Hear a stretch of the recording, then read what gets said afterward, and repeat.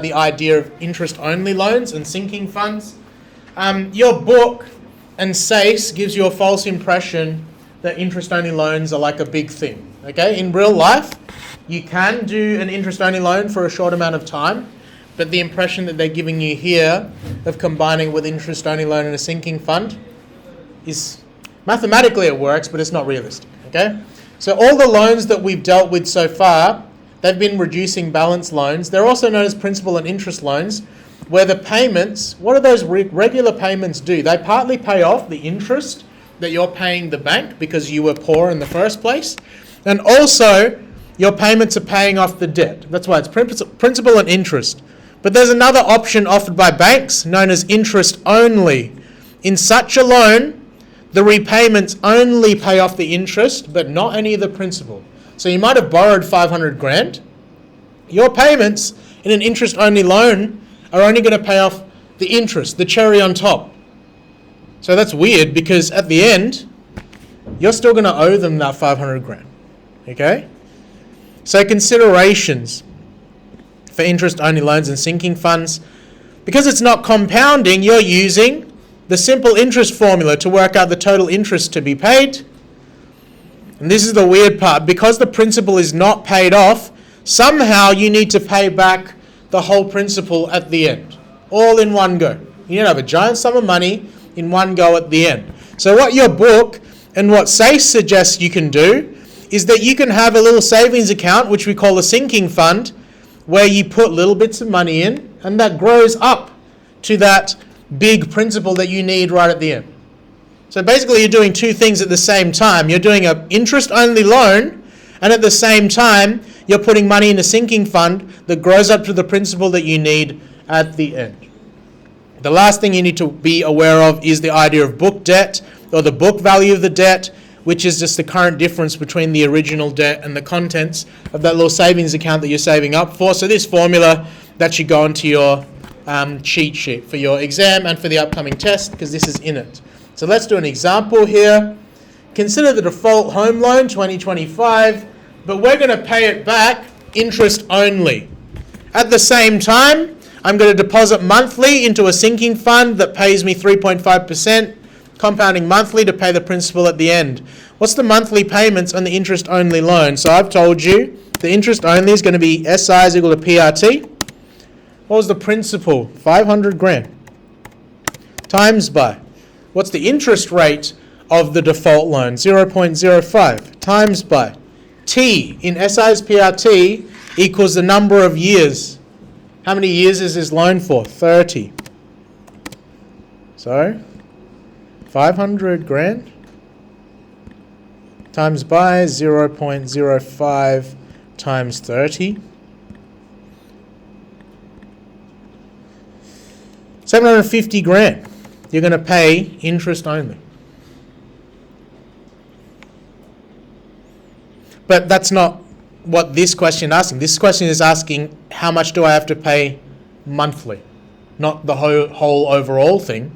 So what could I do with that 750,000? That's what I'm going to pay over the 30 years. What could I divide it by? Well, you have to divide that by the amount of the number of months. So 30 times 12. Which is 360. I'm not going to believe that. I'm going to work that out myself. 750 grand divided by 360 months in 30 years. So it was right.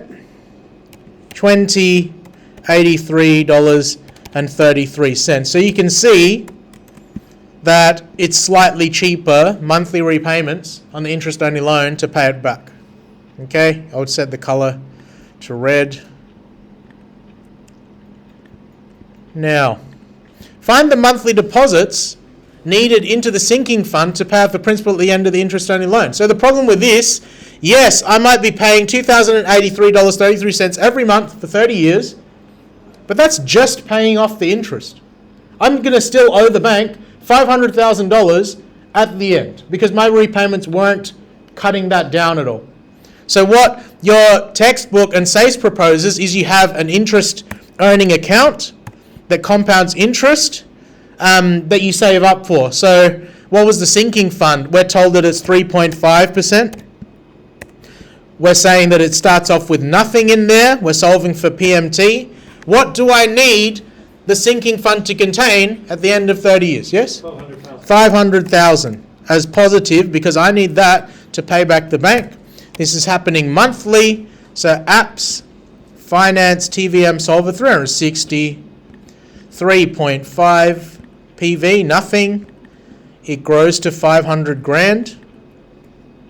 12 and 12. Alpha enter. So that tells me negative 786.89. 2dp. Therefore,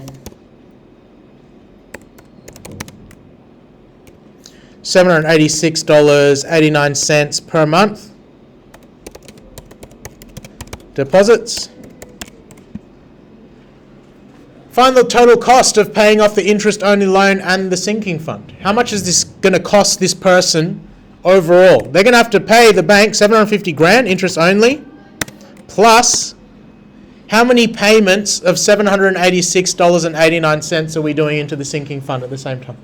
What number does it say here? 360. Good. So plus 360 payments of 786.89 equals, I'm not going to believe that. I'm going to delete that for now. It's probably right. 750 grand plus 360 payments of 786.89. $101,033,280.40 in total. How much does the lender get from the whole arrangement? Well, they're getting 750 grand from this person, but are they going to get a little more than this 360 payments of $786.89? What does the sinking fund actually grow to? What is this TVM solver here telling you that the sinking fund actually grows up to? Yeah? 500,000. 500 grand. So the lender is going to get 500 grand from you. Yeah, I believe that. I'll trust you, Siri. 1250000. The bank's going to get 1.25 million. Anyone explain why C and D might be different?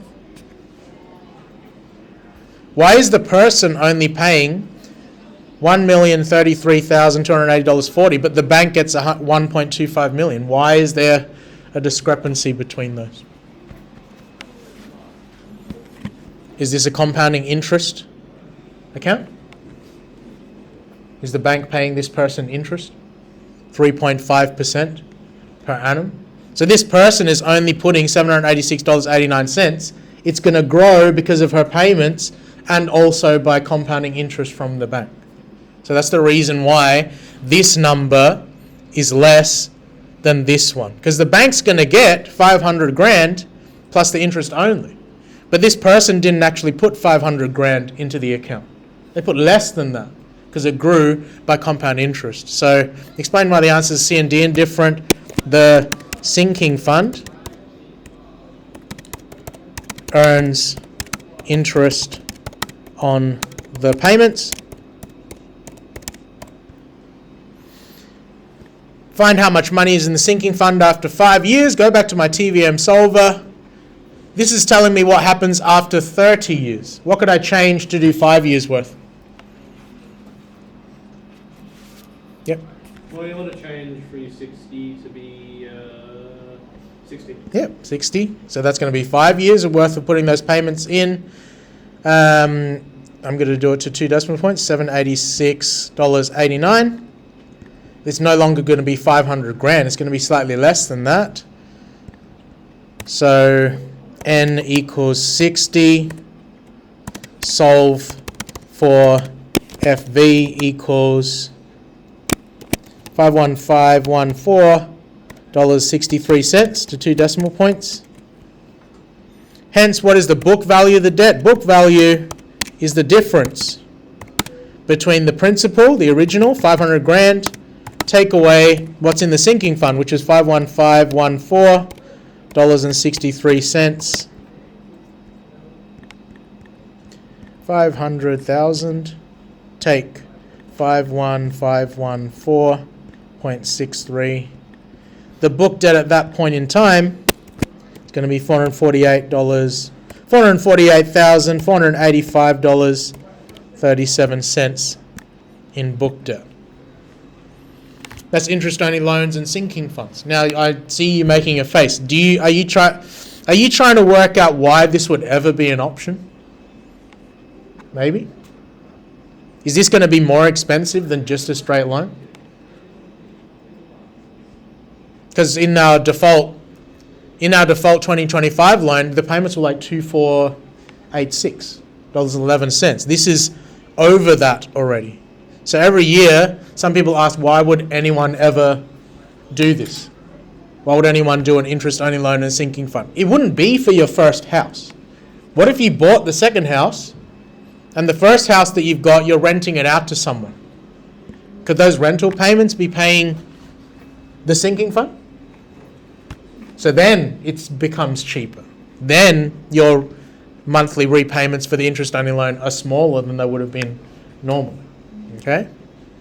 But this isn't an option for what you're pretending to do in your DI. Okay?